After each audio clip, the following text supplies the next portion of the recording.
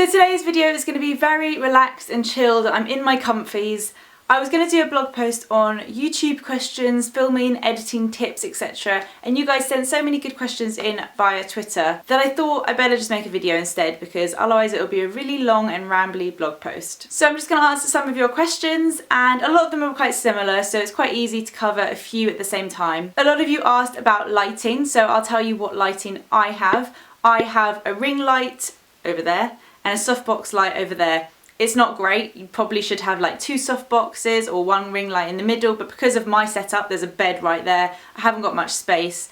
That's just how I make it work for me. I like to have 2 lights coming from me from either side, but I also have huge windows behind me, so that's what makes this whole area look quite light and soft.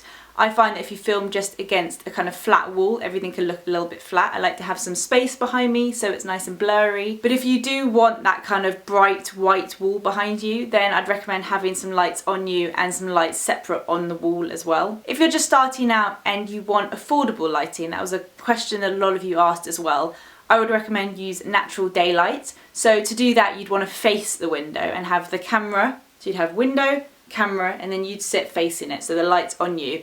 It might go kind of in and out and it might wash you out. If you play around with the settings of your camera, you can make it work. But also what I did at the beginning was I shared a softbox light with Anna, so you get like a set of 2 on Amazon, and we split the price so it was cheaper. And that's something you can do if you know anyone else that films videos or takes photos. That's a kind of good cheaper alternative. Kate asked, what camera do you use and microphone? So I use a Canon 600D for filming these sort of videos, and I think the lens is a 30mm f1.4, but I will write it all down below in the description box. I really like this camera because the screen flips around so I can see myself. I use a remote like this so I can focus myself without needing help from someone else. And it doesn't have any sort of autofocus, so it won't keep going in and out. If I need to refocus on a product like this, I would just have to do it manually, which I'm fine with. I use this lens for filming myself sitting, but if I'm doing close-ups, I'll probably use my kit lens. And when I'm taking like portraits of people, I use my Canon 50mm. I think when I started, I did have this camera because I was already blogging.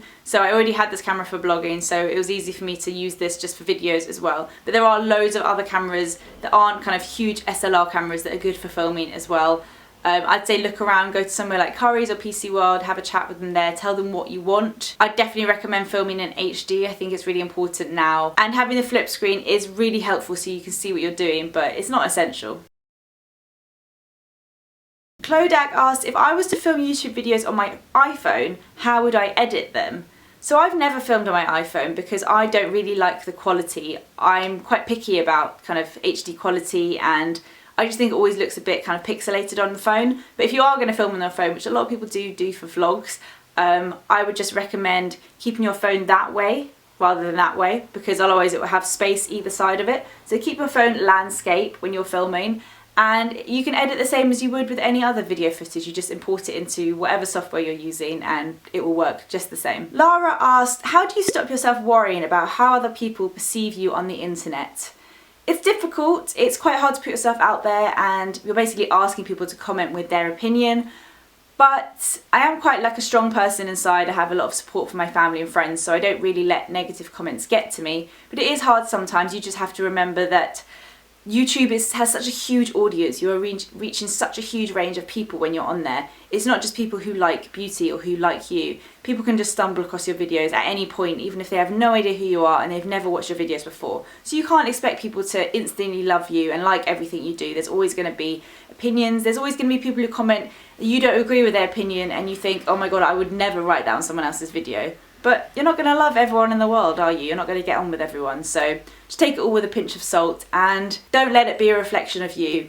Let it be a reflection of them. Selena asked, I'd really love to know the best way to grow an audience. I've been YouTubing and blogging for a while and it's been a struggle. It is really hard. It's important to remember that most of the YouTubers that you will watch have been doing it for 3 or 4 years. I was quite lucky because I had my blog for a couple of years first. So when I started my YouTube channel, I already had an audience on my blog, and I think I reached 10,000 subscribers relatively quickly for a new YouTuber. So I don't really know how it feels to start from, I mean, I did start from 0, but I had an audience elsewhere that I could kind of tell them, look, I do these videos. But even then, it's really hard to get from there to where I am now. And There's no magic formula. I think it's just about being patient, being consistent, giving your audience, you don't have to have a strict schedule, but give them some consistency. Don't go quiet for 3 months because they're less likely to come back to watch your videos. Just keep at it, keep positive, keep your videos as good as you want them to be. Eventually your audience should grow. But there really isn't a magic formula. I wish I could. If I knew one, I would share it with you. Marina asked, how complicated is it to learn how to edit videos? Did you learn yourself or did somebody teach you? I have never been taught how to edit. I think most YouTubers are all self-taught really. I remember I used to edit a few random videos here and there from holidays on iMovie when I was younger, but I have zero experience in editing. So I'm all self-taught. I started with iMovie, which is the one that comes on a Mac, and I've recently, within the last kind of 6 months, updated to Final Cut Pro X. You definitely don't need Final Cut Pro, iMovie is great. I've never used anything else. Another one of the questions is about editing on a Windows, and I'm really sorry but I can't help there because I've always had Macs and I think they're great. I'm sure Windows do a program as well that's similar, but you'll have to look into that because I'm not sure. So yeah, I've always been self-taught editing. It's really important to me to improve my editing, and I just spend a lot of time practicing. Sometimes I will practice editing a video before I filmed it, if you know what I mean. Things like lookbooks that are harder to edit.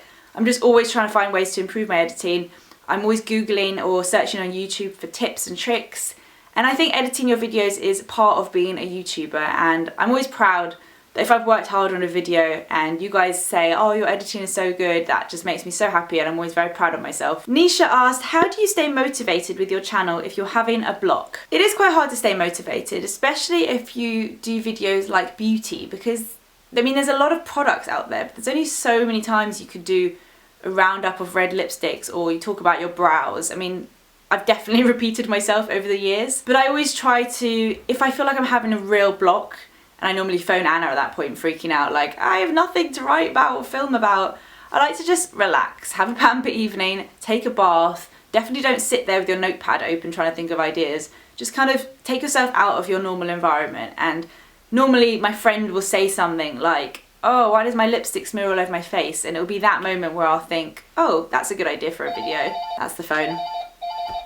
So just don't stress too much about it, let the ideas come naturally, and if you want, kind of plan a little bit in advance so that if you do get that block, you've still got some content to go up while you're thinking of new stuff. Bronte asked, how did you get so epic on Final Cut Pro? I'm definitely not epic. Final Cut Pro is really good. It was definitely a good investment for me to get. There are a few different things you can do that you can't on iMovie.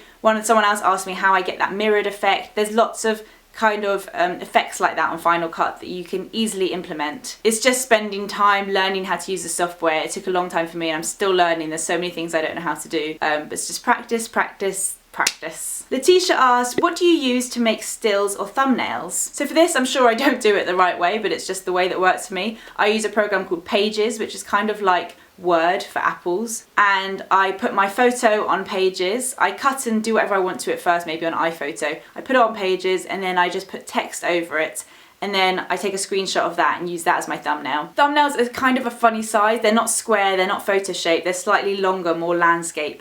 But you kind of just play around and you get used to it. Sometimes mine are cut off at the top or bottom and I'll just do it a bit again and upload it. I think when you first start a YouTube channel you can't upload your own thumbnails, but after a while you can. That might have changed now. I definitely say keep your thumbnails quite similar so that when your videos come up in people's subscription boxes they can recognise like, oh, that's a Lily Pebbles video, or that's an Essie Button video. Hers are always really good and recognisable. Poppy Tails and Trails said, would love to understand the process from start to finish on editing and how long it takes. So, my filming process, let's try go through this really quickly. I will do my research on a video, I will decide days in advance what products I'm using and plan the video out in my little notepad like this. And then I will, on the day, get ready to film. I will set up my lights, I'll set up my camera, I'll get all the products and I'll put them in front of me. I'll sit and film a video, I'll take a thumbnail photo if I need to, and I'll take close-ups of products if I need to. And then I will take my memory card out of my camera, I will plug my memory card straight into the back of my computer. I'll put those files, those video files, onto an external hard drive. I do that because I think it's safer and I like to keep my files. I'll then import them from that external hard drive into Final Cut Pro, and from there I will spend my time editing. It could take I mean, so not one of the other questions is how long does it take to edit? A simple video where I'm just sitting like this could take a couple of hours or maybe less. A vlog is quite quick because I've only filmed the clips that I need, but something like a lookbook or one of my packing videos I did where there's a lot of different cutaways, that could take longer. Sometimes videos have taken days to edit. It also depends on my schedule and how I can fit it in. So I'll edit my video. I will make my thumbnail on Pages while my video is exporting. So I'll export it onto my external hard drive. I'll upload it onto YouTube. I'll upload my thumbnail. I'll fill in my description box. I'll set it as unlisted to get the embed code to put it in my blog post. And then I will schedule the video. That's the process, and it's pretty long. Have I even missed anything out? I don't know. I've never run through it like that before, so hopefully I haven't missed anything out. Okay, so hopefully that was helpful, and I covered a few different topics. There's always so much to talk about with YouTube. I'm trying to think if there's anything else that I haven't covered. I think that's it. Hopefully this was helpful to you, or just interesting if you are thinking about starting making videos. Just remember, it doesn't have to be perfect at first. I mean, mine aren't even perfect now and I've been making them for years. Just give it a go if you want to, or just enjoy watching videos, and it's a very fun, happy thing. It's entertainment, so take it with a pinch of salt. And good luck if you are starting out. Thank you so much for watching, and I'll see you guys in my next video. Bye!